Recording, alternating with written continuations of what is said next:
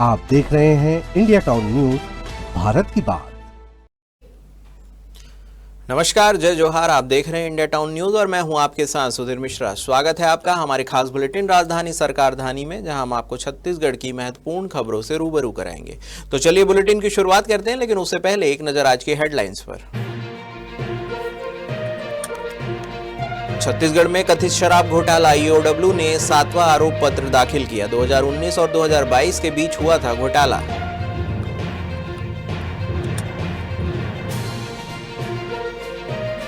मुख्यमंत्री ने महालक्ष्मी पूजा में हिस्सा लिया। प्रदेशवासियों की सुख समृद्धि की कामना की। सुरक्षा के रहे कड़े इंतजाम।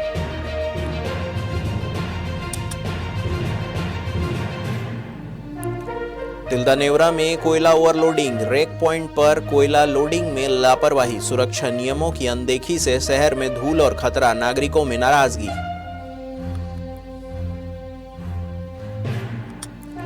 जमीन गाइडलाइन पर वित्त मंत्री ओपी चौधरी का बड़ा बयान। सरकार के जमीन दर सुधार को बताया लाभकारी कदम। ओपी चौधरी, गाइडलाइन रेट रोकने में कांग्रेस की साजिश।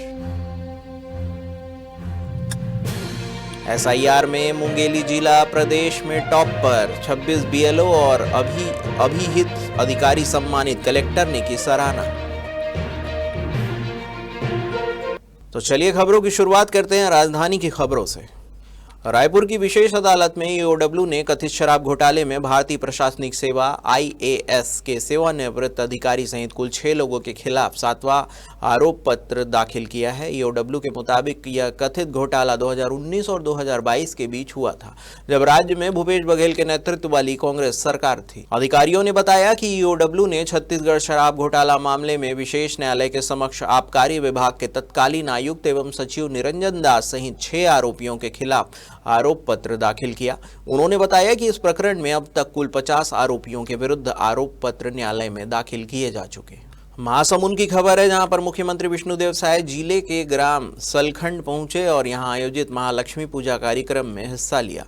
मुख्यमंत्री अपने परिवार के साथ कार्यक्रम में मौजूद रहे। इस अवसर पर मुख्यमंत्री साय ने प्रदेशवासियों की सुख समृद्धि और उन्नति की कामना की। उसके साथ ही उनकी धर्मपत्नी कौशल्या साय भी मौजूद रही। सुरक्षा को देखते हुए कार्यक्रम स्थल पर भारी पुलिस बल तैनात किया गया था। जिला कलेक्टर और एसपी भी कार्यक्रम में उपस्थित रहे। मंच पर भाजपा जिला अध्यक्ष एतराम साहू, महिला आयोग की सदस्य सरला केसरिया, विधायक संपत अग्रवाल सहित अन्य भाजपा नेताओं की मौजूदगी भी रही। तिल्दा रेलवे रेक पॉइंट पर कोयले की रेक गाड़ियों की ओवरलोडिंग और सुरक्षा नियमों की अनदेखी से आम जन परेशान है। स्थानीय नागरिकों और आसपास के लोगों ने इस मामले में गंभीर लापरवाही की शिकायत की है। सूत्रों के अनुसार रेक पॉइंट पर कोयला मालगाड़ियों से सीधे नीचे गिराया जाता है, जिससे जेसीबी और भारी वाहनों के माध्यम से ट्रक और हाईवा में लोड किया जा रहा है। लोडिंग के दौरान कोयले को ढकने के लिए किसी भी प्रकार का तिरपाल या फिर अन्य सुरक्षा उपाय नहीं अपनाए जा रहे। स्थानीय लोगों का कहना है कि रेक पॉइंट पर पानी का छिड़काव भी नहीं किया जा रहा है, जिससे कोयले की धूल और गंदगी से आसपास के क्षेत्रों के लोगों की परेशानी बढ़ रही है। बड़े बड़े ट्रक और हाईवा वाहनों में भारी ओवरलोडिंग कोयले को बिना किसी सुरक्षा उपाय के शहर की सड़कों से गुजरने दिया जा रहा है। इस पूरे मामले में जिम्मेदार अधिकारी और स्थानीय जनप्रतिनिधि मौन हैं, जबकि आम नागरिक तुरंत कार्रवाई की मांग कर रहे हैं। आम जन की चिंता है कि अगर समय रहते कार्रवाई नहीं हुई तो यह न केवल स्वास्थ्य और सुरक्षा के लिए खतरा बनेगा, बल्कि सड़क दुर्घटनाओं की संभावनाएं भी बढ़ जाएगी। जमीन खरीदी बिक्री के लिए गाइडलाइन दर में बढ़ोतरी को लेकर विपक्ष के हमले का सामना कर रही सरकार की ओर से वित्त मंत्री ओपी चौधरी ने कड़ा जवाब दिया है। उन्होंने कहा कि कांग्रेस के लोगों को शराब, कोयला और महादेव सट्टा का पैसा जमीन में खपाना था, इसलिए 10% के रेट पर ही जमीन की खरीद बिक्री कर जमीनों को इकट्ठा कर रहे थे। आपको बता दें कि वित्त मंत्री ओपी चौधरी ने कहा है कि जमीन का गाइडलाइन दर नहीं बढ़ने देने के पीछे कांग्रेस की बहुत बड़ी साजिश थी। उन्होंने कहा कि कहीं कोई त्रुटि है तो उसे ठीक कर लिया जाएगा। बाकी जहां कहीं भी जमीन का अधिग्रहण होता है, वहां गाइडलाइन रेट कम होने से सीधे तौर पर किसान को नुकसान होता है। मंत्री ने कहा है कि गाइडलाइन रेट का संबंध मध्यम वर्गीय परिवारों के होम लोन सुविधा से नहीं, बल्कि किसानों के हितों और समग्र रियल एस्टेट सुधार की दृष्टि से भी अत्यंत महत्वपूर्ण है। इसलिए मुख्यमंत्री के नेतृत्व में राज्य सरकार ने एक बड़ा और दूरदर्शी कदम उठाया है, जिससे राज्य की जनता और राज्य की अर्थव्यवस्था दोनों को व्यापक लाभ मिलेगा। मुंगेली की खबर है, जहां पर विशेष गहन पुनरीक्षण अभियान यानी कि एसआईआर के तहत मतदाता सूची के डिजिटाइजेशन कार्य में मुंगेली जिले ने एक बार फिर बड़ी उपलब्धि हासिल की है। गणना प्रपत्रों में डिजिटाइजेशन में जिला पूरे राज्य में प्रथम स्थान पर है। इधर अब कलेक्टर एवं जिला निर्वाचन अधिकारी कुंदन कुमार ने 100% लक्ष्य हासिल करने वाले 26 बीएलओ और अभिहित अधिकारियों को सम्मानित किया। सम्मान समारोह में कलेक्टर ने उत्कृष्ट कार्य करने वाले बीएलओ से उनकी कार्य योजना, रणनीति और क्षेत्रीय चुनौतियों पर विस्तार से जानकारी ली। उन्होंने आगे कहा कि मतदाता सूची की शुद्धता लोकतांत्रिक प्रक्रिया की रीढ़ है और डिजिटाइजेशन से मतदाता सूची की विश्वसनीयता और भी सुदृढ़ होगी। उन्होंने टीमों की मेहनत को जिले की उपलब्धि का आधार बताया। कलेक्टर ने कहा कि कुछ शहरी मतदाता इस असमंजस में है कि उनका नाम गांव में जुड़वाएं या फिर शहर में, जिसके कारण नगरीय क्षेत्र में ग्रामीणों की तुलना में पीछे चल रहे हैं। उन्होंने अपील की है कि असमंजस में रहने की कोई ज़रूरत नहीं है, जहां स्थायी निवास है वहीं नाम जुड़वाएं। इस प्रक्रिया का मुख्य उद्देश्य है कि कोई भी पात्र मतदाता छूटे मत और कोई भी अपात्र मतदाता जुड़े मत।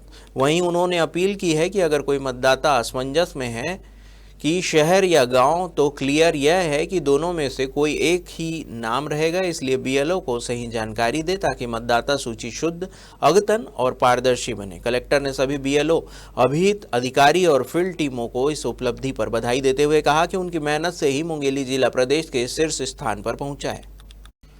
वक्त हो चुका है एक छोटे से ब्रेक का। बने रहिए इंडिया टाउन न्यूज के साथ। कभी कभी चेहरे का छुपा दर्द दुनिया नहीं देख पाती है।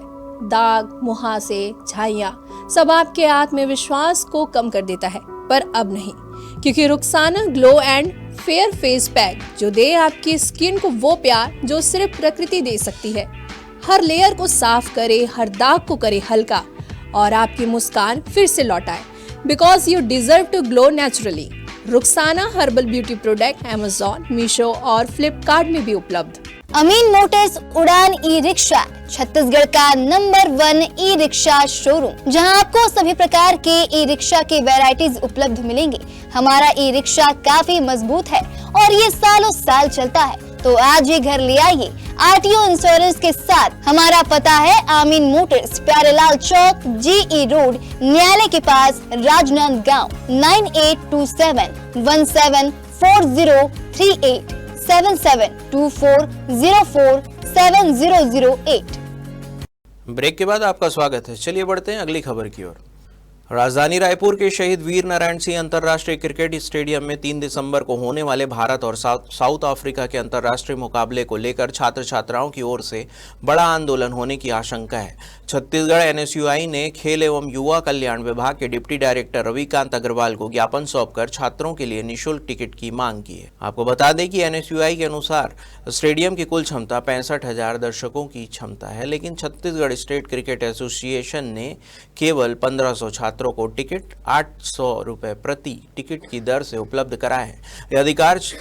यह अधिकतर छात्रों के लिए आर्थिक रूप से संभव नहीं है। एनएसयूआई ने अपने ज्ञापन में कहा है कि छत्तीसगढ़ में 50 लाख से अधिक छात्र छात्राएं पढ़ाई कर रही है और उनमें से बड़ी संख्या में ऐसे युवा हैं जो प्रत्यक्ष रूप से मैच देखकर खेलों से प्रेरणा लेना चाहते हैं। इस स्थिति को देखते हुए एनएसयूआई ने सरकार और सीएससीएस से कम 15% सीटें यानी कि लगभग 10,000 टिकट छात्रों को निःशुल्क आवंटित करने की मांग की है। एनएसयूआई के पदाधिकारियों ने चेतावनी दी है कि अगर छात्र हित के इस मुद्दे को गंभीरता से नहीं लिया गया और समाधान नहीं किया गया तो संगठन मैच स्थल का घेराव कर सकता है और इसका विरोध करेगा। धमतरी की खबर है, जहां पर पुलिस ने 6 महीने पहले हुई ज्वेलरी शॉप में गोलीबारी कांड के मुख्य आरोपी को गिरफ्तार करने में सफलता हासिल की है। इस मामले में पहले ही 2 अन्य आरोपियों को पकड़ा जा चुका है। पुलिस ने गिरफ्तार आरोपी की पहचान अजय उर्फ गोलू भदौरिया के रूप में की है। गोलू मूलतः मध्य प्रदेश के भिंड जिले का रहने वाला है। पुलिस के अनुसार उसके नाम पर भिंड जिले में 3,000 रुपए का इनाम भी घोषित किया गया है। आरोपी के खिलाफ सिर्फ छत्तीसगढ़ और मध्य प्रदेश ही नहीं बल्कि अन्य राज्यों में भी डकैती, सेंधमारी और लूट के मामले दर्ज है। विभिन्न राज्यों की पुलिस उनकी गिरफ्तारी के लिए लगातार तलाश कर रही है, लेकिन धमतरी पुलिस ने उसे पकड़ने में सफलता प्राप्त की है। गिरफ्तार आरोपी के कब्जे से वारदात में इस्तेमाल की गई एक पिस्टल भी जब्त की गई है। पुलिस इस मामले में आगे की जांच कर रही है। बरड़िया ज्वेलर्स में जो गोलीकांड हुआ था, आप सबको उसका पृष्ठभूमि पता है। पूर्व में हम लोगों ने पीसी के माध्यम से उसमें 2 अभियुक्तों की गिरफ्तारी करके पेश भी किया था, जिनको हमारी टीम ने अथक मेहनत करके अलग अलग हिस्सों से देश के गिरफ्तार किया था, इसको भी हम लोग कम्प्लीटली डिफरेंट डायरेक्शन से लेकर के आ रहे हैं। और ये ग्वालियर में पकड़ा गया, बालाघाट में पकड़ा गया है। और खासियत यह है कि इसके 14 और अपराध हैं, तो काफी ये संगीन अपराधी है। इस पे इनाम की उद्घोषणा भी है। ये भी भिंड का ही निवासी है, जैसे बाकी दोनों भिंड के निवासी थे, तो सबने सुनियोजित तरीके से षड्यंत्र वगैरह करके इसको किया है। प्रधानमंत्री नरेंद्र मोदी 29 और 30 नवंबर को रायपुर स्थित भारतीय प्रबंध संस्थान यानी कि IIM रायपुर में आयोजित होने वाले DGP IGP all India conference में 60वें संस्करण में शामिल होंगे। यह 3 दिवसीय सम्मेलन 28 से 30 नवंबर तक चलेगा। आपको बता दें कि इस बार सम्मेलन का थीम विकसित भारत सुरक्षा आयाम रखा गया है। इस उद्देश्य से अब तक विभिन्न पुलिसिंग चुनौतियों से निपटने में हासिल प्रगति की समीक्षा करना और सुरक्षित भारत के निर्माण हेतु भविष्य की दिशा तय करना है। सम्मेलन में वामपंथी उग्रवाद, काउंटर टेररिज्म, आपदा प्रबंधन, महिलाओं की सुरक्षा और फॉरेंसिक साइंस और AI के उपयोग जैसे महत्वपूर्ण सुरक्षा मुद्दों पर विस्तृत चर्चा होगी।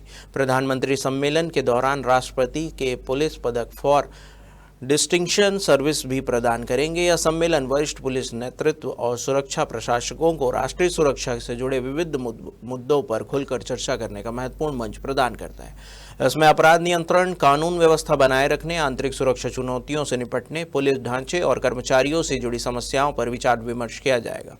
साथ ही विभिन्न राज्यों की सर्वोत्तम प्रथाओं को भी साझा किया जाएगा। बिलासपुर की खबर है, जहां पर सरकारी हायर सेकेंडरी स्कूल सरकंडा के एक छात्र के मार्कशीट में गंभीर गड़बड़ी सामने आई है। वर्ष 2006 की परीक्षा के लिए जारी छात्र रवि कुमार यादव के 2 अंक सूची में अलग अलग परीक्षा फल दर्ज किए गए। इस गंभीर लापरवाही पर जिला शिक्षा अधिकारी यानी कि DO ने संबंधित प्राचार्य को तथ्यात्मक स्थिति स्पष्ट करने और प्रतिवेदन प्रस्तुत करने के निर्देश दिए। साथ ही मामले की रिपोर्ट कलेक्टर और संचालक स्कूल शिक्षा को भी भेज दी गई है। जारी पत्र के अनुसार वर्ष 2006 की पूर्व माध्यमिक परीक्षा की जिला स्तरीय अंक सूची में उल्लेख है कि रवि कुमार यादव नियमित परीक्षार्थी के रूप में शासकीय उच्चतर माध्यमिक विद्यालय सरकंडा के परीक्षा केंद्र में शामिल हुआ था। इसकी अंक सूची से संबंधित जानकारी DO कार्यालय को प्राप्त हुई, जिसमें जारी 2 प्रमाण पत्रों में स्पष्ट भिन्नता पाई गई। पहली बार जारी प्रमाण पत्र में परीक्षा फल पूरक दर्शाया गया था, जबकि दूसरी बार जारी प्रमाण पत्र में परीक्षा फल अनुपस्थित दर्शाया गया। हमारे खास बुलेटिन राजधानी सरकारधानी में फिलहाल इतना ही। देश प्रदेश की तमाम खबरों से अपडेट रहने के लिए बने रहिए इंडिया टाउन न्यूज के साथ। नमस्कार। आप देख रहे हैं इंडिया टाउन न्यूज, भारत की बात।